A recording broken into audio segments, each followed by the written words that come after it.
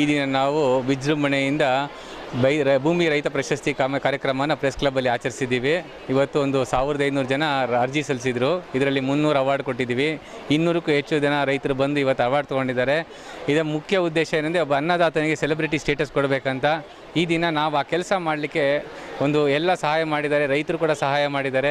ಈ ನಿಟ್ಟಿನಲ್ಲಿ ನಮಗೆ ಆಗಿ ರೈತರಿಗೆಲ್ಲ ಒಳ್ಳೆಯದಾಗಲಿ ಅನ್ನೋ ಒಂದು ಉದ್ದೇಶದಿಂದ ಈ ಕಾರ್ಯಕ್ರಮ ಮಾಡಿದ್ದೀವಿ. ನಮ್ಮ 3 ಉದ್ದೇಶ ಏನಂದರೆ, ಮೊದಲನೇದಾಗಿ ಇವತ್ತಿನ ದಿವಸ ಆಹಾರ ಬೇಡಿಕೆ ಜಾಸ್ತಿ ಆಗ್ತಾಯಿದೆ, ರೈತರು ಕ್ಷೀಣಿಸ್ತಾ ಇದ್ದಾರೆ, ಹಾಗಾಗಿ ರೈತರು ಮತ್ತೆ ಕೃಷಿನಲ್ಲೇ ಉಳಿಬೇಕು ಅನ್ನೋದು. ಎರಡನೇದು, ಹೆಚ್ಚು ಲಾಭ ಇಲ್ಲದಿರೋದ್ರಿಂದ ಕೃಷಿನ ಬಿಟ್ಟು ಯಂಗರ್ ಜನ್ರೇಷನ್ ಅಂದರೆ ಹೊಸ ಹುಡುಗರೆಲ್ಲರೂ ಈ ವೃತ್ತಿಯಾಗಿ ತೊಗೊಳಕ್ಕೆ ಇಷ್ಟಪಡ್ತಾ ಇಲ್ಲ. ಆಮೇಲೆ ಮೂರನೇದು, ರೈತರಿಗೆ ಸಮಾಜದಲ್ಲಿ ಒಳ್ಳೆ ಗೌರವ ಸಿಗ್ತಾ ಇಲ್ಲ ಅಂತ ಆ ನಿಟ್ಟಿನಲ್ಲೇ ಈ ಭೂಮಿ ರೈತ ಪ್ರಶಸ್ತಿನ ಮಾಡಿದ್ದೀವಿ. ನೀವೆಲ್ಲ ಸಹಕರಿಸಿ ಇವತ್ತು ಒಳ್ಳೆ ಸಮಾರಂಭನ ಮಾಡಿದ್ದೀವಿ. ಧನ್ಯವಾದಗಳು.